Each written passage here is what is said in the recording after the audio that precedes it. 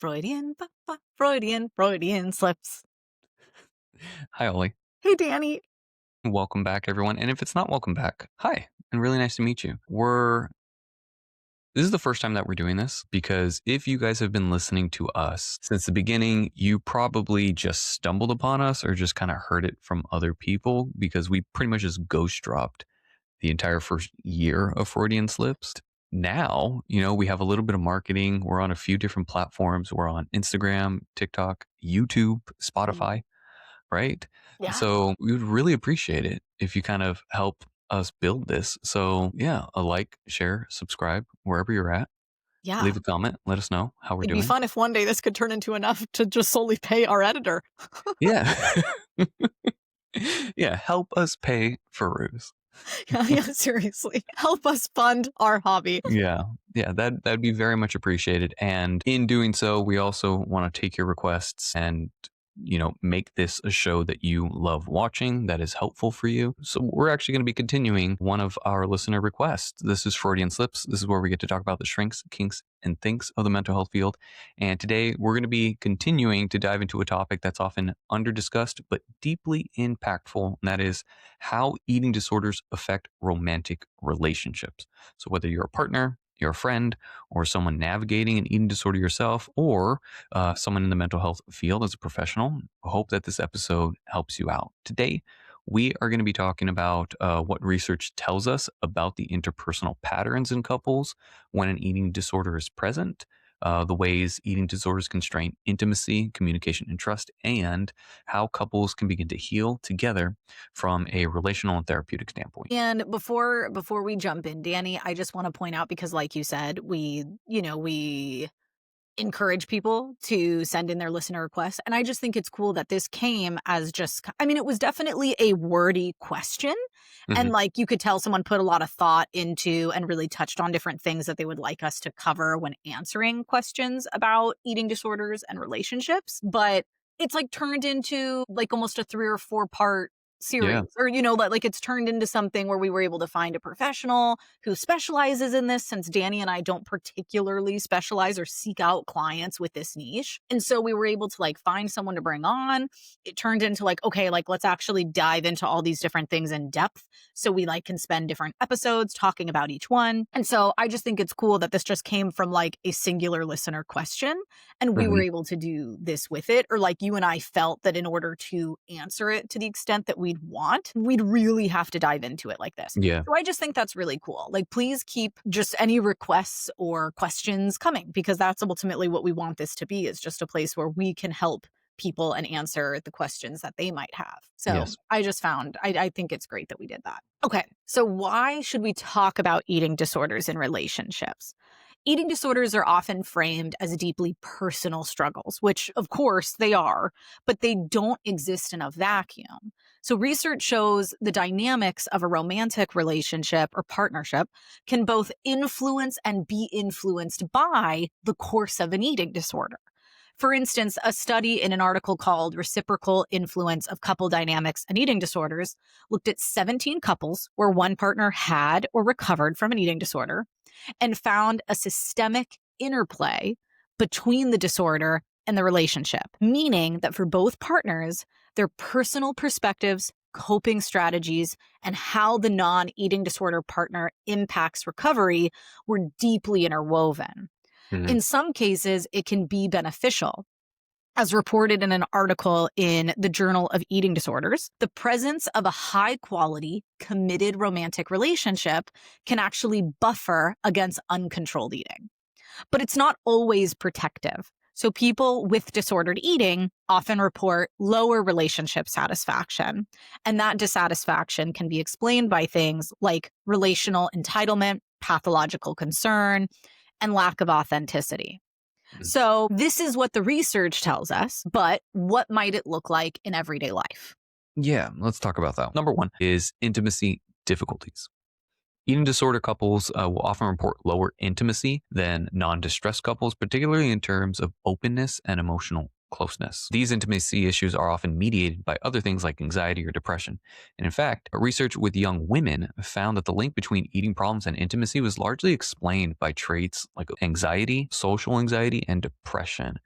And this one had me thinking, like, I wonder if this can sometimes be like a chicken or the egg situation. I think it's easy to see how the preoccupation with your eating and or figure can lead to an eating disorder, but sometimes I wonder if like otherwise healthy people who struggle with anxiety and depression either forget to manage their diet when they're anxious or if they struggle to care for themselves when they're depressed, and if this can develop into an eating disorder. Does that make sense? Oh, yeah, yeah, yeah.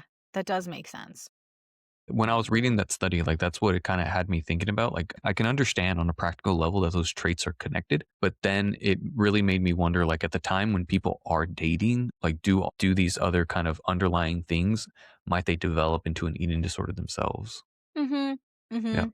Yeah, it makes me wonder too, like, that obviously makes sense, right? Like, why it could be difficult to be intimate with people if Yeah. you are, like, actively struggling with an eating disorder or you're, like, hyper aware of but kinda like the chicken and the egg thing, I wonder what part of it too, or maybe what percentage is, like, if it's hard for you, because I know there's a lot of research around how people with eating disorders have, like, their own body dysmorphia, or, like, it can be hard for them to, like, look at them or feel themselves or, Yeah. like, just even, like, on their own, and so I can't even imagine the thought of letting someone else into that if, like, you struggle to even look at you or feel you and how you feel. And so I don't know, like, I wonder what part of that isn't even about, like, the intimacy with another person or, like, do you know what I mean? Like, it's not necessarily in relation to the intimacy, it's just, like, if I'm not even capable of doing that, yeah, this other stuff, it might not be that I'm actively, like, fearful of it, it's just, like, so off my radar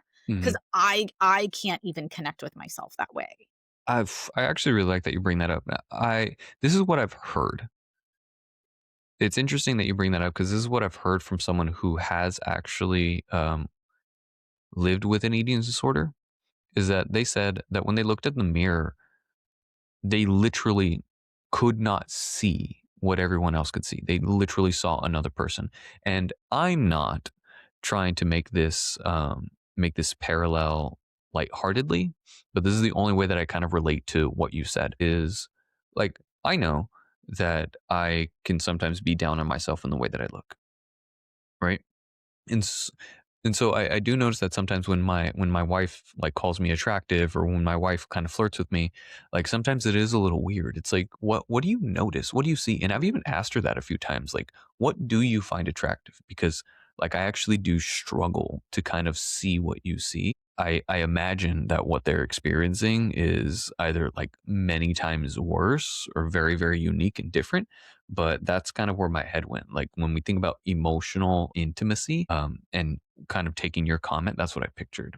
Mm. Yeah. No, so you're right. The whole chicken or the egg thing, or like how much of this can boil down Mhm. to the eating disorder itself versus yeah, like what kind of causes what or what is like a natural domino effect if you are. It is interesting how interwoven. I feel like once you really start looking at it, there's so many different layers to this and like what can be causing or contributing to what. Yeah. Well, another way that eating disorders can strain intimacy and connection is by affecting your sexual functioning.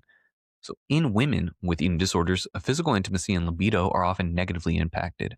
A study that we looked at found that among women with restricting and purging anorexia nervosa, 75% reported a loss of libido, and many experienced sexual anxiety. Reasons for this can be biological, right? If your body weight is fluctuating all the time, imagine what that does to your hormones. Some of this can also be psychological, so body shame, fear of being seen or touched. I also remember going back to the to last week when we talked to Simone.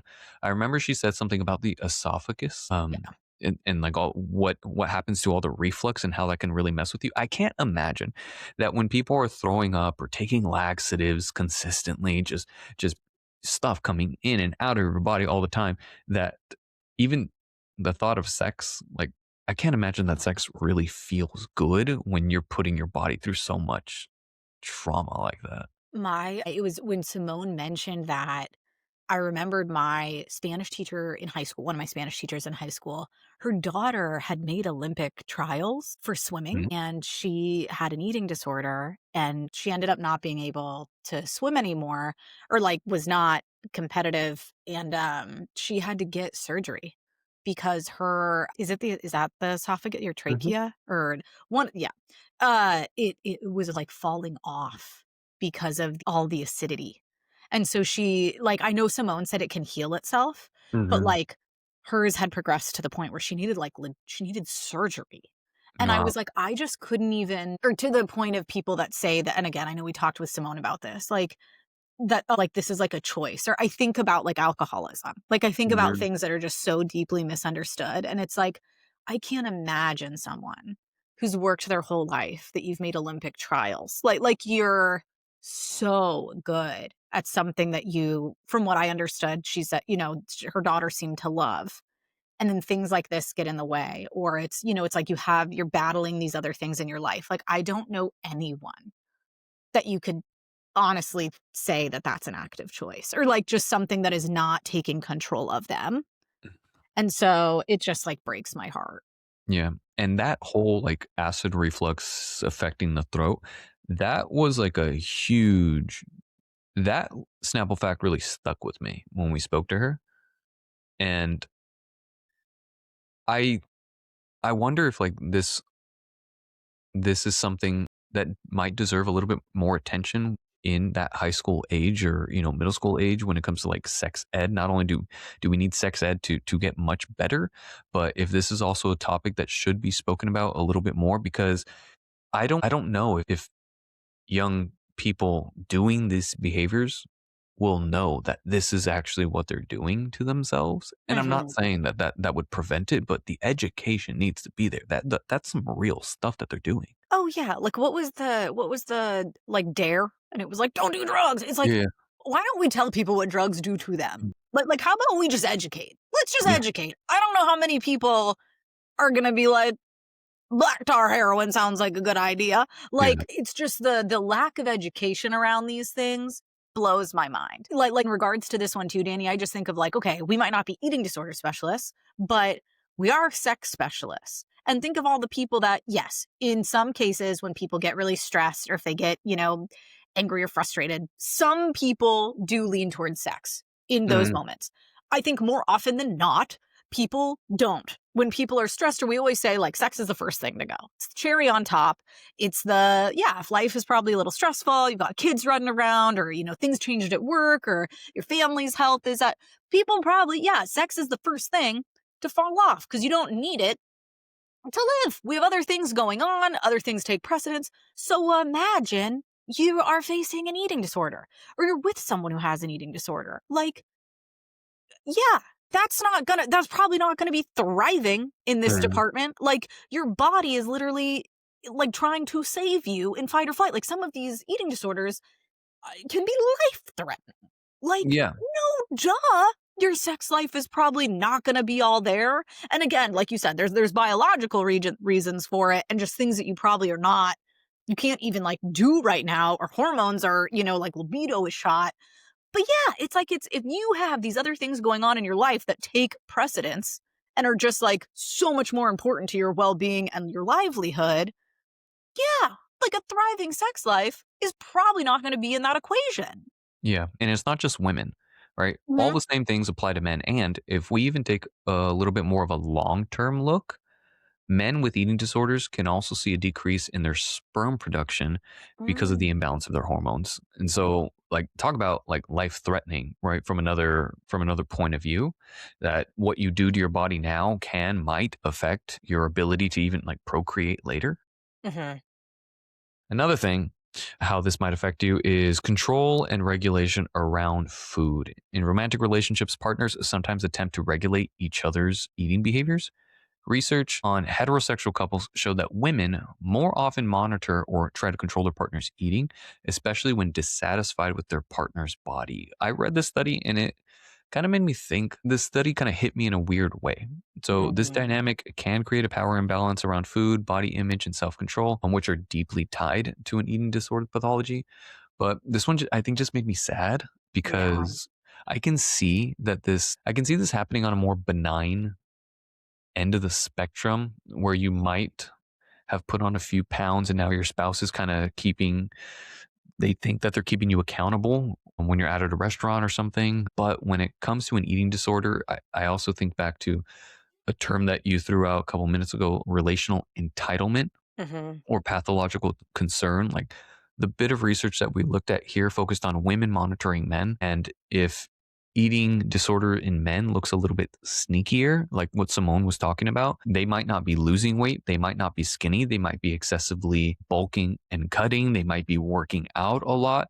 So I can see like a simple comment like this really doubling down on that anxiety and shame. And then you throw on top that stereotypically men don't talk about their feelings, and this is kind of how they work through it. I can see how this one like can be very, very damaging. Yeah, and I think of too, Danny, and again, this is no comment on how these people have eating disorders, but the very stereotypical example, and I feel like I see it all over social media or in like funny videos where women are stereotyped as being like the partner in the relationship. That's like let's go get ice cream. And then if you're there and your partner's like, "Oh, I just yeah, like sure, but like I don't want ice cream." It's like, "Well, you're not going to get any." Like, "I'm going to Mm, get some." "Why aren't you going to get some? You should get some." And I have always thought that those are I mean, like, they're the ones that, like, they're obviously meant lightheartedly, and I do find them to be funny because I know people like that. I know I can be like that. And it is interesting to me that is a stereotype given to women.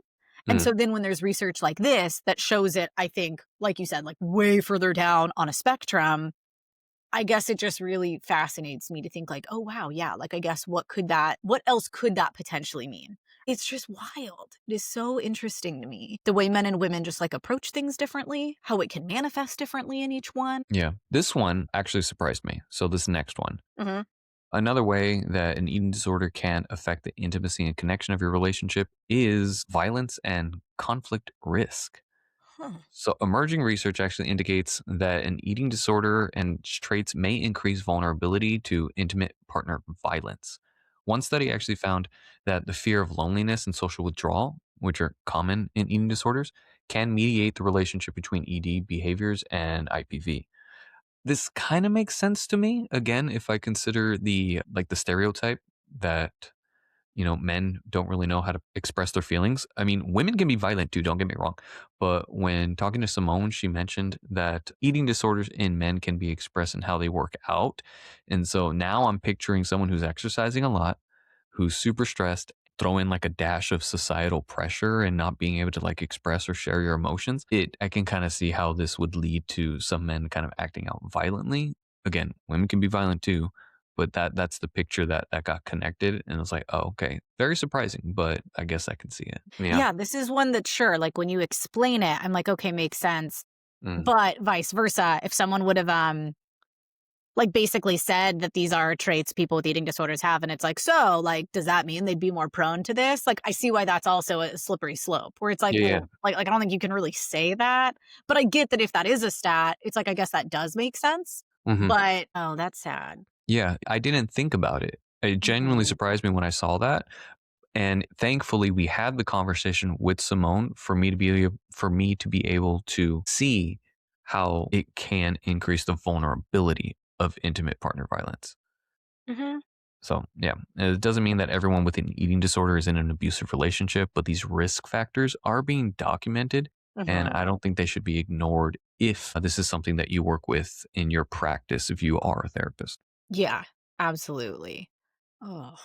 Okay, so now let's touch on underlying relational patterns. So, beyond symptoms, there are deeper relational patterns that research highlights, things like attachment styles, relational entitlement, and authenticity. So, attachment. We went back to the Journal of Eating Disorders and looked at a study in 2013, and they found that romantic attachment anxiety actually predicted eating disorder symptoms. Yeah. What I think is actually extra interesting and why I thought it was important to mention that is because, sure, romantic attachment style influences the thoughts and feelings behind eating disorders, which then influences eating disorder behaviors. Yeah, okay, I can see how that makes sense.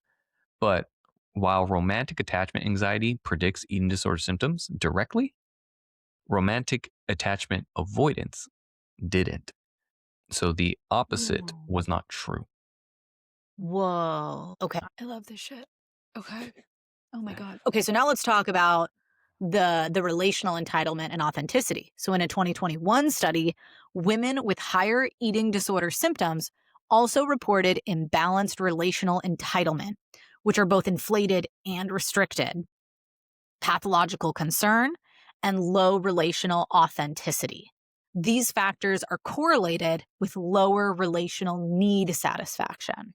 And when we're talking about authenticity, they're talking about things like how an eating disorder can become a part of someone's identity, how it can promote secrecy and increase fear of judgment and emotional numbness. I wanted to make that clear Yeah. because when I saw like authenticity, that was one of the words I was struggling with. That's what that means. And I think kind of are then zoomed out. Like what this means is these patterns suggest that disordered eating isn't just about food. It's deeply linked to how someone experiences connection, expectation, and self-expression within a relationship. Yeah. So, what are some of the therapeutic and relational pathways to healing? One thing is couples based interventions. So, given the systemic nature of EDs in relationships, couples therapy, or at least couple informed therapy, can be very helpful. Therapists can work with both partners to build an understanding, reduce conflict, and shift harmful patterns. If we go back to the study of the 17 couples that we talked about earlier, couples developed shared coping strategies, and the non ED partner actually played a very important role in the other person's recovery. Oh, okay, Danny, I'd love to know your thoughts because this both makes me happy, but I can also imagine that there is a lot of nuance in that. And Mhm. I can see how this also potentially can put a lot of pressure on the partner of someone with an eating disorder. I see how that can be a slippery slope Sure. between like, yes, like this is everything is rooted in connection. I know, like, when you think of family systems and it's like none of us exist just on our own and we're all impacted by these relationships and people around us. So that I both love that a partner can aid in the healing and be such a great support, but I also see why couples could benefit from having help navigating that and what that truly means. Yeah. I think what you're kind of walking around is the relational entitlement piece. Mm, That was another like keyword that kept on showing up in the research that really kind of struck me. And a minute ago, you said it could either be like inflated or restricted. If you look at the mhm, inflated piece, think about somebody who enters a relationship and either didn't know that their partner had an eating disorder or knows but doesn't understand really what an eating disorder is. mhm, They can have an inflated sense of relational entitlement. So the way that that can look like is they can say, well, other couples or in my past relationships, I've been able to do all these things, and so I don't know why you can't just fix yourself or work on yourself so that we can do these things. Think mhm, about sex, right? If that's affected, I can then start to get really upset. I get it, I understand, but come on, when are we actually going to get over this? What are we going to do about it? And even if they do take on a more supportive role, I do think it's important for them to be in couples therapy. And I even say this with people who are struggling with addiction that if your partner is in a recovery program, whether that be, therapy, a outpatient program or a whatever, that you, the supporter, should also be in a program so that you can take care of yourself as a mm, supporter. Because a way that I think relational entitlement can show up here is as a supporter, you've been making all these sacrifices, you've been making these changes to try and help the person along, but without that extra support of someone kind of guiding you through, I can also see how you can still kind of get upset or start to have resentment build up underneath the surface, and then it kind of just boils over on your worst times. mhm, mhm. Mm. Ooh, okay. Yep. Solid Cool. points. Awesome. So, number two is improve communication around food. We really want to encourage partners to have open, non judgmental conversations about food, fears, and control. So, consider food check ins, setting times to talk about how meals are going, how they might make partners feel, and whether there's anxiety or shame present. I have no notes on that one. That makes sense. Great. Number three, another thing that we can do is build emotional and social support. Strengthening social support can reduce ED symptoms. In fact, being in a committed relationship, like we mentioned before, has been associated with fewer symptoms in samples. But crucially, support must feel safe. If a partner is critical, shaming, or controlling, their support can feel like pressure or threat. And therapy can help reshape how support is given and received, which again, I think just kind of goes back to my point a minute ago. If your partner is struggling with anything, I think that as a supporter, you should really do your job and get the support that you need, get the education you need to help actually do this well. Ooh, okay, I lied. I have a point that I'm sure it'll cover the future bullet points too, or like other suggestions. Mm. But I just want to point out, I think it's a lot easier said than done to be Right. like, have conversations around food, like build a support system. It's like Right. it feels a little like, which I know we've talked about, Danny, like depression is so hard for me as a therapist. Like when someone is like very, very depressed, I do not think that's just like run of the mill like therapy. Oh yeah, like depression and anxiety. It's like no, like that feels like a different ball game.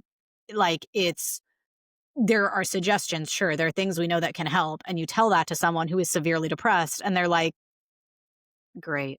But like you think I'm gonna do that right now? And Mm. so, I mean, I just want to point out, I think a lot of these things are so much easier said than done. And I get why even in the like talk about food, like there's so many layers to that. That can Yeah. be difficult for so many different reasons. Build community. Like what if I'm not even I can't go around other people and want to even be seen by other people because of how I feel like I look or because like the judgment or the shame or the like I completely see how these things are not as easy done as they are said. I just Well, wanted to point that out. no, 100%, which is why I still think that number one reigns supreme, Yeah. right? You need to get into therapy. Just one person, just give Simone a call, send her an email, and she will help you navigate from there. Because you're right. Think about people who come to us for their either relational or sex issues, or for you, ADHD, right? It's one thing to be like, okay, this is what I'm going through, this is what I have to do, but oftentimes you don't know where to start. And that's I think one of the best things about our job is that we get to take a lot of the guesswork out and just lay out Mhm. plans for people. We kind of help provide that accountability, and we really kind of support them through something like that. So you don't have to know any of this. You don't have to know how to do any of this. But if at the very least you can get someone who does, someone who specializes in it, it will make this process so much easier. Mhm. Cool. Number four, Mhm.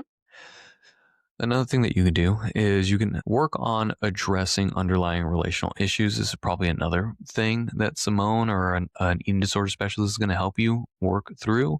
So, help you work on attachment insecurities, for example, exploring how fear and abandonment or rejection may fuel disordered eating behaviors. They can help you explore relational entitlement. So, therapists can help clients and their partners understand expectations in the relationship and how these may be unhealthy or unbalanced. They could also help you cultivate authenticity. So they encourage clients to express their real needs, vulnerabilities, and desires, even if it feels risky. And Danny, this is where I like all the theory-based part of our work. I like that you can address things by so many different ways. I like that things are a puzzle. I like that this can exist very kind of like in our heads and I guess like theoretically speaking, but this is when I also love that our job has such like practical implications. And it's like it's not just like you said, like these things don't just exist in a bubble and like Mhm. they exist and grow and can be healed relationally. And Mm. so I really love that we work in a field and have a job that can just provide so much practical assistance to people and it can exist like in the real world and not just in this bubble of how you fix it, but like no, like here are ways that we can use, like attachment insecurities, relational entitlement, like Mhm. cultivating authenticity, just different things that will exist like in your everyday life and in the circles that you're in and with your relationships, like to help you feel better. Yeah. Yeah. Like seeing someone work through very complex issues like this really kind of makes me proud that I have an MA, or I think really drive home the fact that we have an MA. Does that make sense? Like we have a master's of arts. It's not an MS for many of us. It's not a master's of science. It's often a master's of arts. And I really think that's what it is. I think it's art to see someone take a concept, take a couple or take a person or take a system and like weave all these things into very practical exercises or conversations. I think it's so beautiful watching like a really good therapist work.